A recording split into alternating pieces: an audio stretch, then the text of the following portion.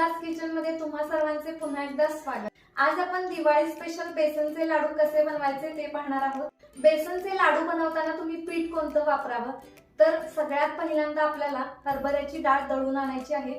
हरभऱ्याची डाळ तुम्हाला सुरुवातीला थोडीशी भाजून घ्यायची आहे आणि मगच तुम्हाला दळून आणायची आहे। अगदी जास्त काळपट होईपर्यंत भाजायची नाहीये, थोडीशी लालसर होईपर्यंतच आपल्याला ही हरभऱ्याची डाळ भाजून घ्यायची आहे आणि हे थोडंसं आपल्याला जाडसरच दळून आणायचं आहे, अगदी बारीक नाही दळून आणायचं। बेसनच्या लाडूसाठी जर तुम्ही अशा प्रकारचं पीठ वापरलं तर हे लाडू खूप छान होतात, टाळूला चिकटत नाही आणि तोंडात टाकताच विरघळतील। त्यामुळे अशा पद्धतीने तुम्ही हे बेसनचे लाडू नक्की ट्राय करून पहा। काही लोक डायरेक्ट बेसनचे पीठच वापरतात, तरीही चालतं, फक्त तुम्ही जर डायरेक्ट बेसन घेतलं तर तुम्हाला ते जास्त वेळ भाजावं लागतं आणि जर समजा तुम्ही डाळ सुरुवातीला भाजून दळून आणली तर तुम्हाला ते पीठ थोडंसं कमी भाजावं लागतं। आणि आपण जे हरभऱ्याच्या डाळीचे बेसन दळून आणतो ते थोडंसं जाडसर असतं, त्यामुळे ते टाळूला चिकटत नाही। आणि जर समजा तुम्ही डायरेक्ट बेसनचे लाडू केले तर ते पीठ खूप बारीक असेल तर ते टाळूला चिकटण्याची शक्यता असते। त्यामुळे नेहमी बेसनचे लाडू बनवताना हरभऱ्याची डाळ भाजून थोडीशी जाडसर दळून आणायची। टाळूला न चिकटणारे, तोंडात टाकताच विरघळणारे आणि त्याचा आकारही न बदलणारे असे बेसनचे लाडू बनवताना मी इकडे काही टिप्स सांगितलेले आहेत, त्यामुळे व्हिडिओ अजिबात स्किप करू नका, शेवटपर्यंत नक्की पहा। रेसिपीला सुरुवात करण्याअगोदर तुम्ही जर या चॅनलवरती नवीन असाल तर द ऋतुजाज किचनला सबस्क्राइब करा आणि साईडला जी बेल आयकॉन आहे ती प्रेस करायला अजिबात विसरू नका, म्हणजेच मी जेव्हा नवीन व्हिडिओ अपलोड करेल तेव्हा तुम्हाला त्याचं नोटिफिकेशन मिळत राहील। चला तर आता रेसिपीला सुरुवात करूयात। बेसन लाडू बनवण्यासाठी सगळ्यात पहिल्यांदा आपण वाटीचे प्रमाण बघूयात। मी इकडे 1 कप घेतलेला आहे, त्याच कपाने मी मेजरमेंट घेतलेले आहेत। मी इकडे 4 कप बेसन घेतलेले आहे आणि त्याच कपाने मी इकडे 2 कप पिठी साखर घेतलेली आहे आणि त्याच कपाने मी 1 कप साजूक तूप घेतलेले आहे। आता आपण बेसन भाजून घेऊयात। मी इकडे 4 कप बेसन घेतलेले आहे। आता हे आपण सुरुवातीला थोडंसं भाजून घेऊयात आणि त्यानंतर यामध्ये तूप घालूयात। सुरुवातीला थोडंसं तूप घालायचं आणि थोडंसं ठेवायचं, म्हणजे तुम्हाला तुपाचा अंदाज येईल। आता हे व्यवस्थित मिक्स करून घ्यायचं आहे। आता उरलेलंही तूप आपण यामध्ये घालूयात। आपल्याला हे बेसन व्यवस्थित भाजून घ्यायचं आहे। आता जरी हे मिश्रण कोरडं वाटत असेल तरी थोड्या वेळाने बेसन तूप सोडते। सुरुवातीला तूप हे बेसन शोषून घेते। हे बघा, आता थोडंसं तूप बेसननी सोडलेलं आहे, तुम्ही पाहू शकता।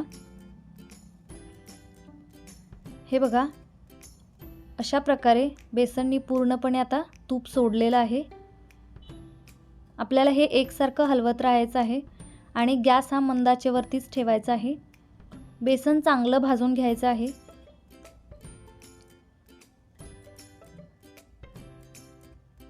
आता यामध्ये थोडंसं पाणी आपल्याला घालायचं आहे। हे बघा, अशा प्रकारे तुम्ही पाणी घालायचं आहे आणि हे व्यवस्थित मिक्स करून घ्यायचं आहे। रवाळ अशा प्रकारे लाडू बनवून तयार होतात।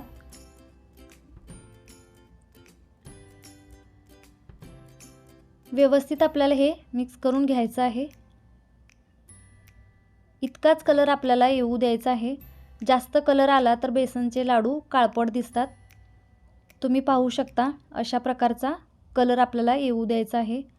आता हे मिश्रण मी एका परातीत काढून घेतलेलं आहे आणि हे आपल्याला थंड होण्यासाठी ठेवायचं आहे।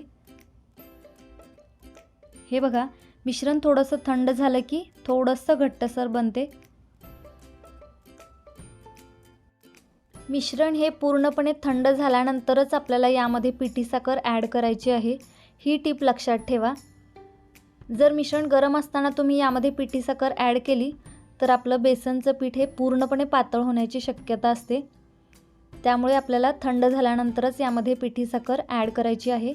अशी थोडी ॲड करायची आहे आणि आपल्याला हे व्यवस्थित मिक्स करून घ्यायचं आहे। तुम्हाला जर जास्त गोड आवडत नसेल तर तुम्ही पिठी साखरचं प्रमाण थोडंसं कमी करू शकता।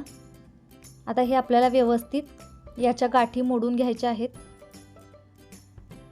हे बघा, मी सगळ्या गाठी मोडून घेतलेल्या आहेत। आता आपण याचे लाडू वळूयात।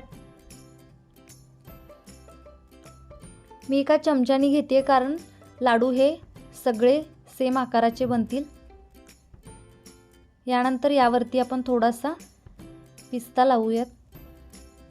तुम्ही त्याऐवजी मनुका किंवा काजूही लावला तरी चालेल। आता अशा प्रकारे गोल करायचा आहे आणि लाडूला हातावरती खेळवायचं आहे, त्यामुळे लाडूला खूप छान शाईन येते। हे बघा, तुम्ही पाहू शकता खूप छान अशी शाईन आलेली आहे। अशाच प्रकारे बाकीचेही लाडू मी इकडे वळून घेतलेले आहेत।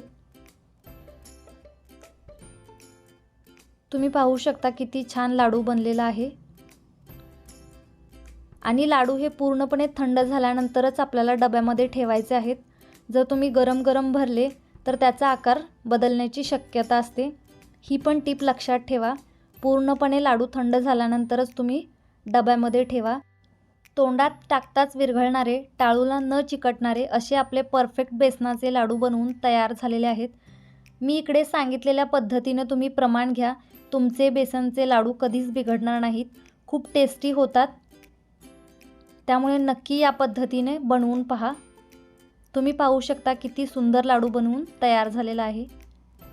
आज बनवलेले टाळूला न चिकटणारे, तोंडात टाकताच विरघळणारे बेसनचे लाडू ही रेसिपी आवडली असेल तर द ऋतुजाज किचनला सबस्क्राइब करा, व्हिडिओला लाईक करा आणि व्हिडिओ तुमच्या मित्रपरिवारासोबत शेअर करायला विसरू नका। भेटूया अशाच एका नवीन रेसिपी सोबत, तोपर्यंत धन्यवाद।